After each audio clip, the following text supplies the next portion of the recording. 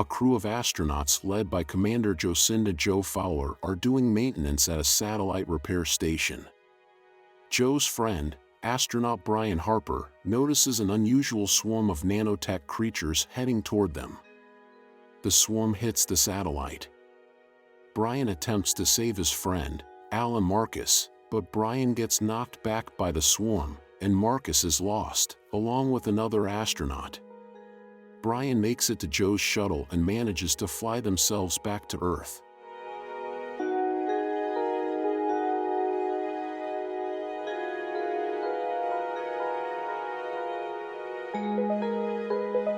"18 months later, Brian has become disgraced by NASA after his reports of the swarm attacking them are written off as crazy talk. And he ends up divorcing his wife Brenda. She moves to Jersey with their son Sonny. 10 years later, megastructurist Casey Houseman sneaks into the University of California to gather information on unusual moon activity. He goes to his regular job at a fast food restaurant, where he gets confirmation of strange readings coming from the moon's orbital trajectory. Casey later goes to visit his mother Elaine, who suffers from Alzheimer's. Joe still works at NASA but is now divorced from her ex-husband, General Douglas Davidson. They share custody of their son Jimmy, and Joe also houses foreign exchange student Michelle, who also takes care of Jimmy. At work, Joe is told of strange activity coming from the moon. Casey pretends to be Brian, as he was called to speak for a class field trip at a museum. When Brian actually shows up, Casey attempts to present his readings and information about the moon getting closer to Earth, but Brian dismisses him and has security take Casey out, but not before Casey throws his info at Brian to read. Brian now lives alone while Brenda has remarried Tom Lopez and has 2 daughters with him, Nikki and Lauren. Brenda calls Brian because Sonny is seen on the news being chased by the police. After he is arrested, Brian attempts to go to his bail hearing, but because of his interruptions and the lawyer saying money is no object, the judge postpones the hearing for a week, forcing Sonny to be in jail for that long. As Brian tries to bribe the judge into letting Sonny out, reports start to go out about the moon going out of orbit. Joe's colleagues estimate that they have about less than 3 weeks before the moon starts to break apart and send city-sized pieces of debris hurtling across the globe. NASA organizes a shuttle launch with a crew of 3 astronauts to go up to the moon and investigate the occurrence.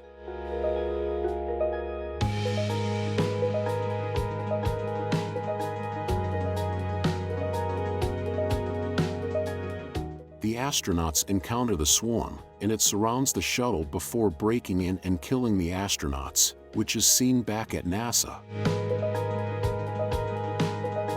Panic around the planet begins to ensue, with looting and rioting going around. Soon, a tsunami hits California, wherein Brian has to help Casey when he gets swept up by the water.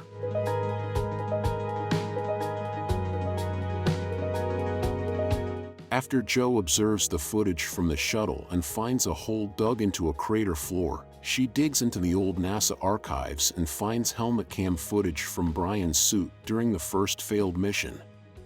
She is found by a man named Holden Field, who works in the archives and implies that there is something about the 1969 moon landing that NASA is covering up. Joe attempts to gather a crew for a second mission and is brought in to meet Casey and Brian, the latter still being angry with her after he believes she threw him under the bus after their last mission. They learn about an EMP that was built to kill the swarm, and they get a shuttle out of a museum to try and launch it into space. Before the mission is set, Brian arranges for Sonny to be released from prison to join Brenda and her family at Tom's cabin in Colorado. He is joined by Michelle and Jimmy as they make the drive out there. As another disaster is imminent, Joe and Brian act quickly to set the mission into motion, with Casey being invited to join since he knows about megastructures more than they do. They all board the shuttle, just as a gravitational abnormality causes a huge ocean wave to come toward the city. The crew launches just before the water can hit them. Sonny bonds with Michelle and Jimmy on the drive to Colorado, with Sonny speaking to Doug to assure him that Jimmy is safe. On their way, they are robbed by a trio of thieves, and they are forced to walk. Another gravitational shift causes people to be pulled up into the air, but Michelle holds on to Jimmy. They eventually make it to Tom's place, but not before a crazy lady with a gun fires at them, thinking they are intruders. In space, the trio make it to the moon and find a swarm surrounding it. They place the bomb where the swarm can grab it, but they notice that it stops short of touching the bomb. The swarm proceeds to attack their shuttle until they disable their electronics. The crew determines that the swarm is deliberately avoiding electronics. Joe believes that there are two separate entities on the moon, and one of them is trying to help them. The trio make it onto the moon's base, where Brian is met by the moon's operating system, which takes the form of Sonny as a child speaking to him. The OS explains that the swarm is an artificial intelligence created by ancient humans. The swarm took on a mind of its own and killed its creators before forming a base on the moon, feeding off the energy of a white dwarf in the core. The moon shifted out of orbit because the internal structure has destabilized. The OS tells Brian that the AI can be defeated, but a human must stay behind to make it happen. Back on Earth, Sonny, Michelle, and Jimmy join Tom and his family as they have to evacuate. The thieves from earlier try to rob them, but Sonny and Tom hold them off with guns. As they try driving away, the thieves pursue them and attempt to run them off the road. The moon then causes another gravitational shift, where chunks of Earth mass begin breaking off the ground. The leader of the thieves is crushed by debris, while the remaining two thieves crash their car against a chunk of mass after Sonny manages to drive off a ramp to safety. Sonny, Tom, and everyone else put on oxygen masks as the air starts to thin, and they make their way to a cave for safety. Nikki's oxygen runs low, so Tom gives her his tank. He starts to lose his breath and tells Nikki to just keep walking before he dies.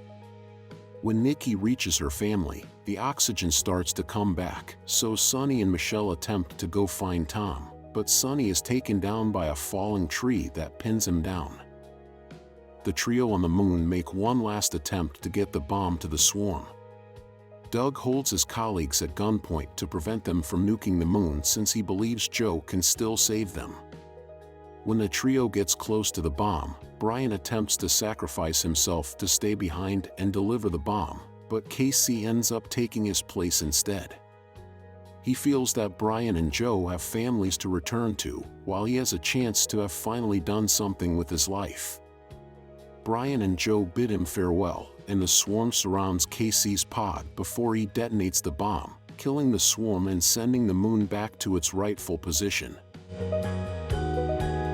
Brian and Joe are close enough to the Earth to fly out on a pod. Brian and Joe make it to be reunited with their families. He also tells Sonny that Casey saved the world. Back on the moon, Casey's consciousness is uploaded to the base. He meets the operating system, which takes the form of his mother. Casey is told that they are about to get started on something big.